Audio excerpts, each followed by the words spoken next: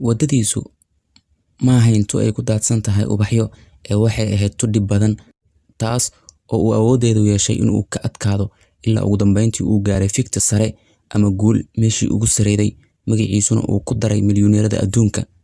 Noloshiisa shaqo wax uu ka soo bilaabay in uu noqday xamaali iyo cunto kariye, ilaa ugu dambeyntii uu noqday mid ka mid ah ganacsatada ugu magac weyn maaha kaliya dalka Sacuudiga, magaciisu wax uu gaaray khaliijka oo dhan iyo daafaha dunida.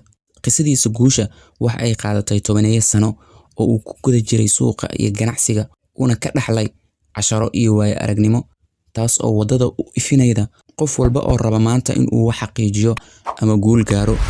Waxaan ka hadlaynaa maanta qisada milyaneerka Sacuudiyaanka caanka ah ee Suleymaan bin Cabdilcasiis Al-Raajixi, kaas oo galay booska 107 milyaneerada adduunka. Waa sida lagu shaaciyay wargeyska Forbes, iyo sidoo kale booska 7 ragga Carabta ugu taajirsan, hantidiisuna mar lagu qadaray 8.4 bilyan oo dollar. Videogan waxaan inkugu soo gudbin doonaa qisada noloshii milyaneerkii zaahidka ahaa ee Suleymaan bin Cabdilcasiis Al-Raajixi, kaas oo ka soo bilaabay eber, awoodayna inuu isku daro dadka ugu magaca dheer uguna hantida badan adduunka, kadibna eber ku laabtay.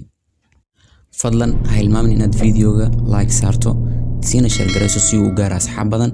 Haddii ay tahay markii ugu horreysay channelka soo booqatana, fadlan subscribe inoo saar, waad mahadsantahay.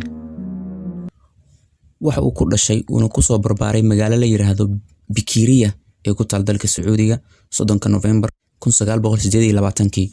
Waxa uuna ka soo dhex baxay saxaraha kulul, iyadoo xilligaas deegaankiisu uu ahaa meelaha ugu liidata dhanka nolosha uguna faqrisan caalamka. Raajixi waxa uu ku soo barbaaray nolol faqri ah. Xilligaas Sacuudiga waxa uu ahaa meelaha ugu adag ee lagu noolaado, faqri iyo gaajo aad u daranna way ka jirtay. Waa ka hor inta aan la helin petroolka.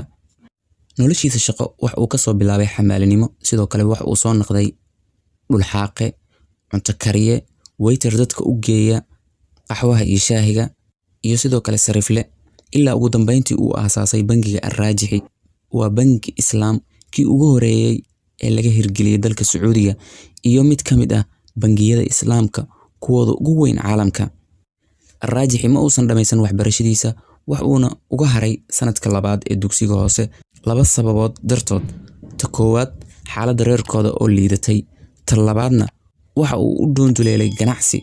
Wax uu sheegay inuu caruurnimadiisa u soo iibsaday shimbir warqadeed, shimbir laga sameeyay warqad uu ku soo gatay 1 qirish oo ahaa waxa kaliya ee markaas jeebkiisa ku jiray. Waa uu kala furfuray shimbirtii warqadda ka samaysneed si uu u barto qaabka ay u samaysneed, kadibna wax uu soo aruuriyay laamaha geed timireedka si uu ugu sameeyo diyaarado uguna iibiyo nus qirish. Qisada guusha ee milyaneerkan iyo ganacsadahan Carbeed ee Sacuudiyaanka ah way ka gadisan tahay in badan qisooyinka guul ee kala duwan aynu ka maqalno ama aynu ka aqrino buugaagta, sababtoo ah waa qiso halgan iyo kifaax. Waa nin eber ka soo bilaabay ee bilyaneer noqday, ee magaciisu meel sare gaaray, haddana dib u noqday qof iska caadiya ee aan hanti lahayn. Waxaana xusid mudan in Suleymaan Al-Raajixi aanu hilmaamin xaqii lagu lahaa, taas oo ahayd in uu hantidiisa sadaqo iyo khayr u bixiyo. Waana nin aad loogu xasuusto samafalka iyo howlaha khayriga. Hantidiisa oo lagu qadaray 7.4 bilyan oo dollar, 3 meelood 2 meel waxa uu ugu deeqay samafalka iyo hay'adaha khayriga, halka meel ee soo harayna caruurtiisa ayuu dhexdhigay, halka isagu uu soo istaagay ama uu ku soo laabtay bartii uu ka bilaabay. Waxa uu mar yiri, nolosheeda waxaan gaaray marxaladda eber 2 goor, laakiin markan labaad waxay ahayd aniga go'aankeyga. Markii uu ahaa 12 jir, waxa uu timirta u soo guri jiray dadka beeraleyda ah, waxa uuna ka qaadan jiray 6 riyaal bishii. Kadib waxa uu bilaabay in uu ka shaqeeyo shaqooyin badan oo fudfudud sida waardiyanimo, dhulxaaqe, xamaali, kariye. Mana ahayn mid ka labalabeeya howlahaas uu qabanayo, si walba ay u yar yihiin. Waxa yar in la arko hawl aanu ka soo shaqeynin, waana arinka keensatay in uu noqdo mid qabiir ah oo furfuran, dad la dhaqankiisana wanaagsan yahay. Waxauna khibrad badan u yeeshay suuqa iyo la dhaqanka dabaqadaha kala duwan ee bulshada. 15 sano jir markuu ahaa, wax uu bilaabay in uu kaydsado in ka mid ah kista yar ee uu helo, ilaa ugu dambeyntii uu saldhigtay. Waxa uuna furtay dukaan yar ee isagu uu leeyahay ee lagu iibiyo quutul daruuriga sida sonkorta, caleenta, taraqa iyo waxyaabaha yaryar. Waa dukaamada yaryar ee maanta aan ku aragno suuqyada. Waxa ugu suura gashay dukaankaas yar in uu aruursaday xoogaa lacaga, waxa uuna ka dhabeeyay riyadii labadiisa waalid ee ahayd inuu guursado, waana uu guursaday iyadoo ay jirtay in guurkiisu ay ku baxday wax walbo hanti ah ee markaas uu hayay, xitaa dukaankii uu iibiyey si uu ugu maareeyo nafaqada guurkiisa. Dhowr sano kadib, Suleymaan Arraajixi waxa ay shuraako noqdeen walaalkiis ka weyn ee Saalix Arraajixi, iyagoo ka wada ganacsan jiray sarifka lacagaha, waxayna lacagaha u bedeli jireen dadka xujayda ah.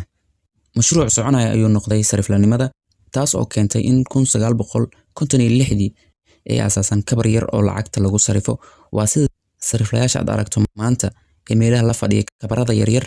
Intaas waxaa xigtay in howlihiisii ay ballaarteen, wax uuna xaqiijiyo guulo aad u weyn ilaa ugu dambeyntii sanada markay ahayd 1987 kabarkaas yar ee sariflaha ah uu isku bedelay bangiga weyn ee Arraajixi oo maanta boqolaal xarumood ku leh dalka Sacuudiga iyo daafaha dunida, 8,000 oo shaqaalana ay ka shaqeeyaan maanta.